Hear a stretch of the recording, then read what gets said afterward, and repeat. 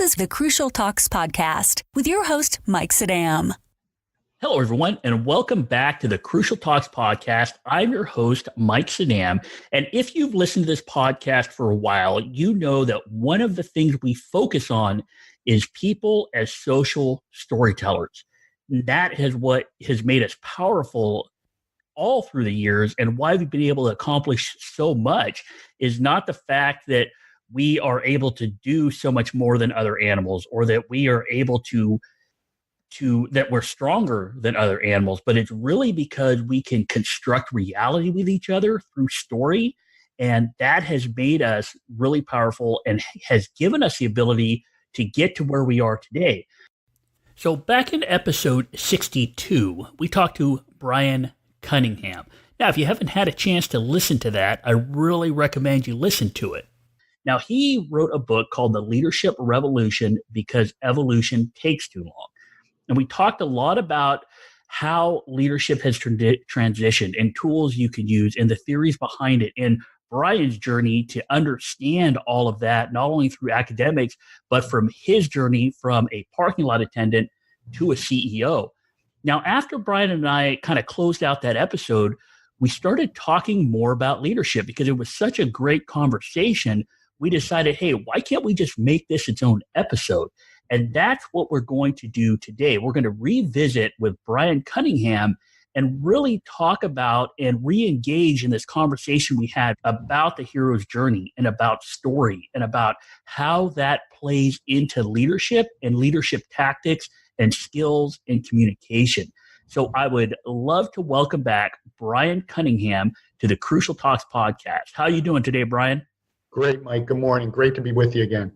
Well, it's great that we get to talk again, because that conversation we started to have after last week's episode really came down to this notion of the hero's journey and story and the power of myth. And you started going down a path that was really kind of exciting and engaging and applicable to what's going on in the world today in workplaces and communities all across the world, really. So as we get started here, I'd love for you to, again, start talking about this notion of the hero's journey, what it is, where you started hearing about it, and how you've actually applied it in your workplace and in your leadership skill.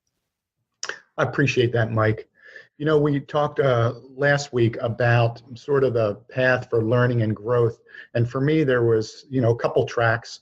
And one of them was my informal studies of different cultures and different perspectives and personal growth approaches and indigenous cosmology and all that kind of stuff.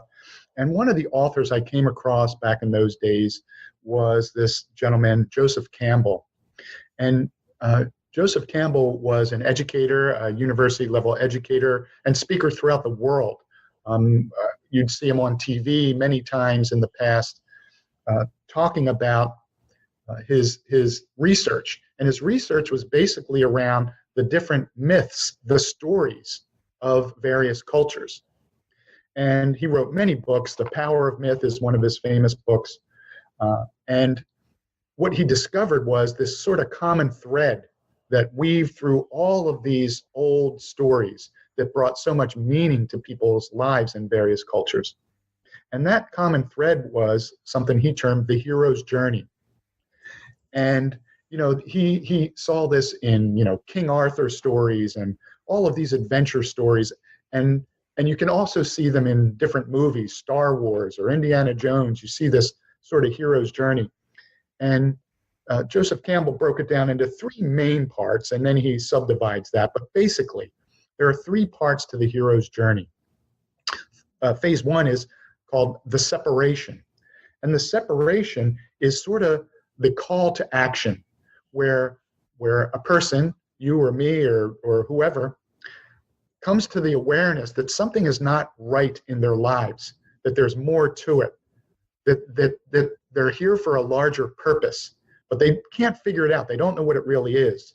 And maybe a series of events or people come into their lives and wake them up to a larger possibility.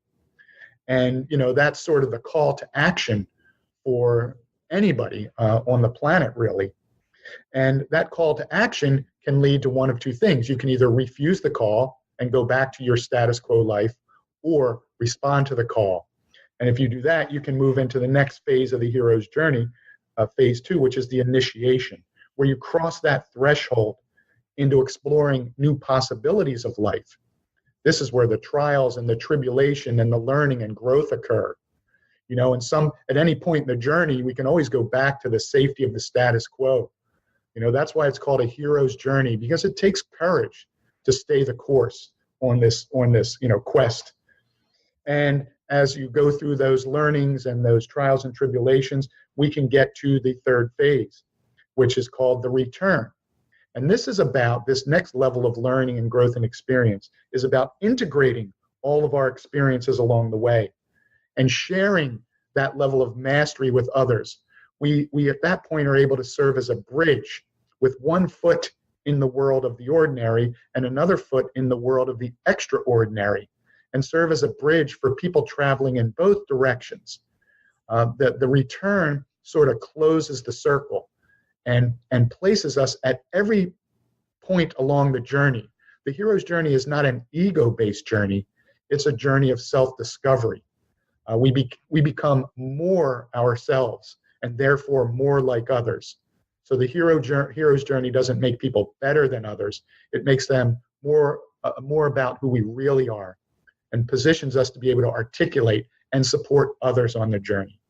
So this hero's journey became one of the themes of my life at that point. And as I got into leadership, it is clearly one of the themes of leadership. And explicitly, the book is broken up into 3 parts: the separation, the initiation, and the return, sort of mirroring Joseph's experience with the hero's journey. Leadership is a tool for transformation and personal growth. Leadership is a hero's journey, just like followership is, or just like being a mother, father, sister, brother, if we understand and engage with that perspective. So that's how the hero's journey sort of became a part of this journey.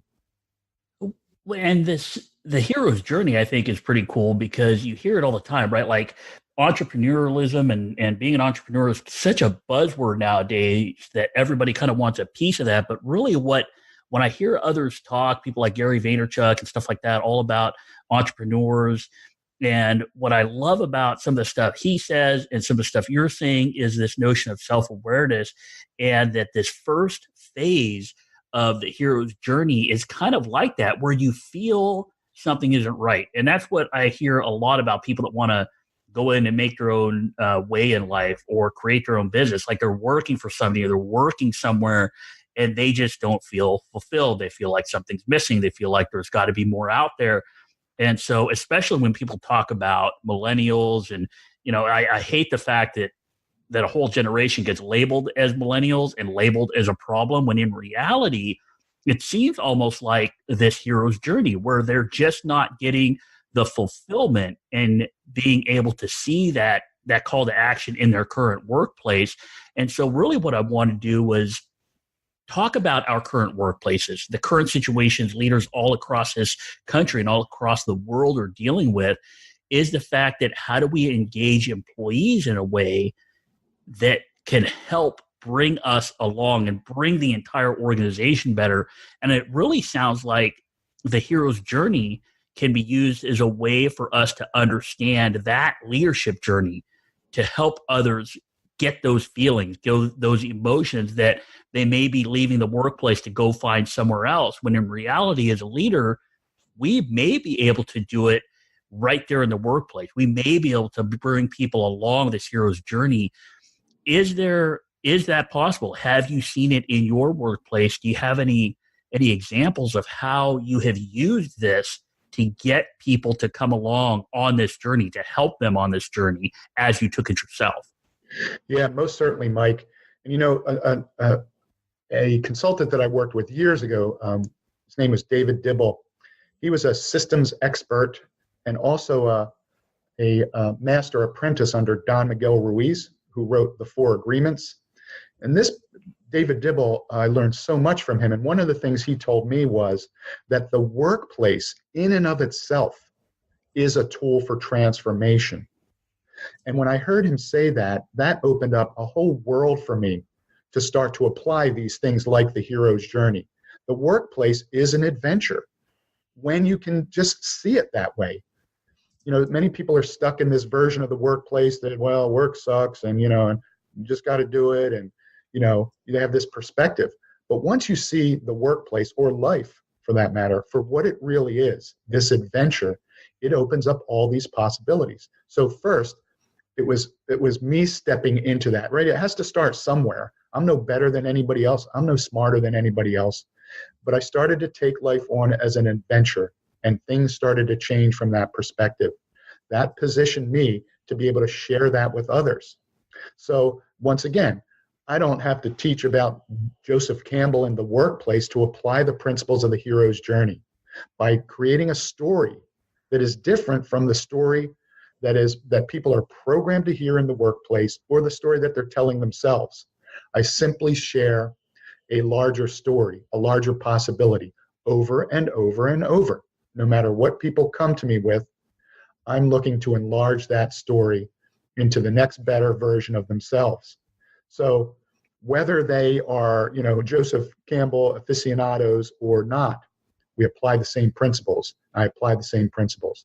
So whether it's an individual or group, you can most certainly do this and look right into somebody's heart, right into somebody's eyes, and tell them how impressed you are with them, how inspiring they are, how much you appreciate them, right? In the moment, you can give them a sense of their greater value and purpose in the workplace, in life. And this is coming from a real place. It's not coming from Management Theory 101, tell people how good they are and then they'll do more for you. It's not that. It is the genuine connection between human beings that, at least temporarily, calls them into the next best version of themselves. So whether we're doing a small project, whether we're dealing with an interpersonal issue, this leader doesn't like that leader, talk bad about them or wrinkle their eyebrow at them and now they're mad. Immediately, we can acknowledge the reality of that challenge and immediately start to expand the story into a hero's journey. Well, I know that must hurt. That bothers me too. But we're here to serve each other, right? You can start to create this story. And you told me recently that your purpose is to help and serve others. Why don't we look at it from that perspective? Why don't we create a different possibility here? And so by just being grounded in this hero's journey yourself and whatever additional leadership principles that you understand and live by, you can get really back to the basics, something that you talk about a lot, Mike. What drives people? And to me, it's these deeper archetypes, these deeper stories. Some leaders say, well, engage them, find something they like to do. Well, that's one level of engagement. Everybody gets to do what they like. But there are these deeper levels, and they're connected to these deeper stories that you talk about, these deeper drivers. And they're these archetypes of, the hero's journey, where most people want to be part of something bigger than themselves. They want to be of greater service. They want to do something courageous. They want to be on a quest of something larger. They may not use those words, but it's not, it's quite easy to sort of pull people into a workplace version of this on a daily, moment-to-moment basis, if, as a leader, you are committed to this journey yourself. Well, and this journey we're talking about is so interesting because prior to talking to you, the week before that, I talked to Jill Christensen, and she is an employee engagement expert. And she's actually talked about the fact that in our workplaces today, we really, in the US, only have like either 13 or 30% engagement. Like the rest of it, people just aren't engaged in work. And it seems like it goes right in line with what we're talking about right now, which is a way to have a call to action that actually engages people emotionally. Because, people, if they're just showing up to work and they're just punching the clock to get the paycheck, they're only working at the, the bottom levels of Maslow's hierarchy of needs, right? They're just doing enough to get paycheck, to continue being able to pay their mortgage, but to get to those higher levels, to self-actualization, to all of these feelings of esteem that people actually crave as social beings, we need to create this story, this hero's journey, this way of engaging people so that they can continue with some purposeful action, so they don't feel like they're just running on a treadmill, that they actually feel like they're becoming part of something bigger. I would agree, Mike, and I'd agree with your previous guest. Those statistics you see often, and I would expand those out. People take a lot of heat in the workplace about, oh, nobody's engaged. I wonder about how much people are engaged in sort of the larger role of life. And I bet the statistics would be similar. Life is hard. The workplace is hard. Things are challenging. So 30% engagement, I bet, exists across the board. But regardless of that, when we are grounded in a larger perspective of life, of which the workplace is part of, there is no separation between our work life and our home life. It's just life. We can pull people into it, into this larger viewpoint. And again, some people chuckle at it, but watch them step in, and then they go back to wherever they were, their default mechanisms and all that. Next time you involve with them, you pull them back in again. And what you find over time is there are others in your group, in your circle, that want to step into that. And then you go a little bit deeper. Hey, have you ever looked at Joseph Campbell? Or have you ever seen this model of leadership development? What about these levels? How about up-leveling? How about these energetic impediments that hold people back? You can go into these deeper elements, and a smaller group of people will jump into that. And now you can create some scope with that approach. Now others are stepping into their hero's journey, even if you don't use that terminology, stepping into the larger version of themselves or their purpose, and then spreading that out. And you start to get some sprawl with that effort. But it is just a function of being clear about it with yourself first. And I am clear about it. I'm not ashamed of it. I'm not embarrassed about it. It's not an ego trip. This is the reality for me. We are here to do great things in service to each other. And the workplace, as mundane as it can appear at times, is actually a wonderful place where all of the dramas of life play out on a daily basis.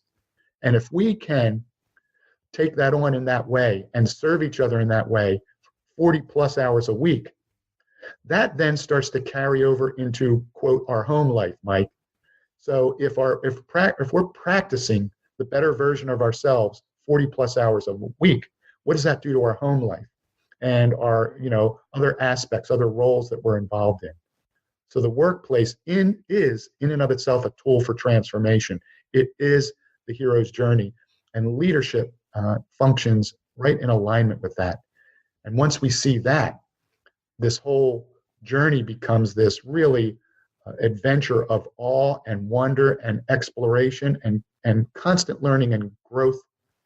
And you get to involve others, not through the typical methods of educating and testing, and just by creating an experience for them.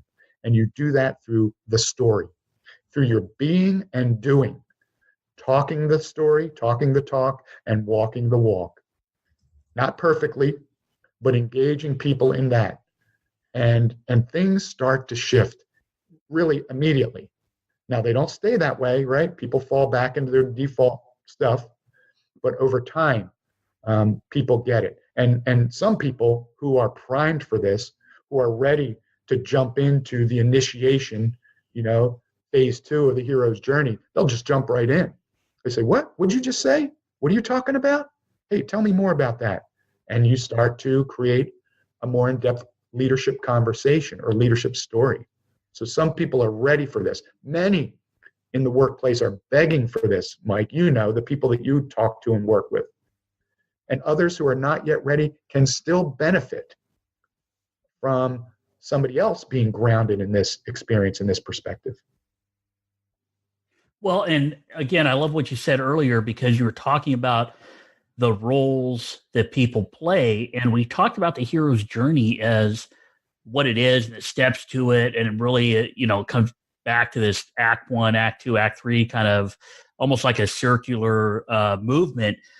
But when we talk about roles, it's really interesting because this idea of self-transformation is one of the pillars of the Crucial Talks podcast, because we talk about the self-categorization theory, which is we assign ourselves a role, and by assigning ourselves a new role, we then begin to understand what the behaviors of that role are. And as we begin to practice those new behaviors, they become normalized. I mean, that's really the steps to self-transformation, because self-categorization is how people, as a social being, basically transcend from one role to another. I mean, look at how we may, or you may have went from the role of a parking lot attendant to the role of helping people with rehabilitation. I mean, you had to see that new role, understand the behaviors, and adopt those behaviors. And it seems like that through this idea of the hero's journey and storytelling and understanding people as social storytellers, we can actually help them move from one place to another through the idea that we are playing new roles, and those roles come with new behaviors. And not only that, Mike, we can get to the deeper drivers of these roles. You know, you can study roles, role theory, and role delineation, and attempt to copy the steps and the new characteristics or behaviors of the next role that you're involved in. But these archetypes, you know, these ancient stories pull us into a deeper understanding of what we're really doing here. And once we understand that, once we're grounded there, and we apply that through whatever role we find ourselves in, that's what energizes that role and creates an extraordinary experience for others. You can understand the characteristics of a role and do the mechanics of a role. That's one scenario. But to be grounded in the deeper purpose of who we are and why we're here, and then apply it through those role characteristics, that's a completely different experience for others and a completely different set of outcomes and results. So that's where I see, you know, a lot of the things you talk about, understanding the deeper drivers and that these archetypal stories that really then can become a very practical driver of extraordinary leadership or followership or our experience in serving others. Well, and really, I think that's what's cool about what we're talking about, because what we truly are talking about is a way to understand the workplace, a way to understand our relationships, our families, our communities in a way that really isn't difficult to understand, because we all live it. I mean, it's happening to us whether we control it or not. And so it seems like we are now, as people, as the way we've always been built cognitively, biologically, that this notion of story and role playing and character development, for lack of a better term, really plays in all of our lives. And by understanding it, it really is, even though it's kind of sometimes difficult to operationalize, it's kind of simple to understand because we see it all the time. It's why we love movies and good books and television shows and music and things like that. And it can bring us to the next level. And really, it doesn't take, I'm not trying to sell anybody a new app, or you don't need a new computer program. You don't need to buy some packaged, slick looking program off the shelf somewhere. It really is what's ingrained in all of us. You just need to access it, and you can access it for free and just start practicing it. That's it. You know, there's no, you know, correct or method set in stone. You be it, you understand it, you embrace it, engage with it, and then you just do it. Any version of it. And you will start to then learn from that, and you can course correct from that. But it can shift your being immediately when you really sort of understand and embrace it, not mentally, academically, with your mind, with your heart, with your body. You know, when you can see this as who we really are and why we're here, feel that connection to these ancient stories, then you just express it in every thought and word and action to the best of your ability, and then look out. Watch what starts to happen. Watch the difference in the interactions you have at that point. Watch the difference in the results you achieve. Now, this is not perfect, right? It doesn't magically make, you know, people $1 million. It's not anything about that. It's about serving in a way that is in alignment with our deeper purpose and applying that to whatever we're involved in and extending that to others to help them experience it, not understand it, create an experience for them of performing something, some larger version of themselves. Our primary purpose is to create experiences for others, not to teach them and help them learn things, create experiences. Well, and that's, I think, a great place to kind of leave off on this episode because it does a number of things. One, it recognizes people as social storytellers, but two, it recognizes that decision making is not analytical, it's not data driven, it's emotion driven. So by impacting people's emotions and feelings through these things that we've talked about, we are actually able to impact their decision making. And I know there are business leaders out there, people in corporations, people trying to run their own business and make money.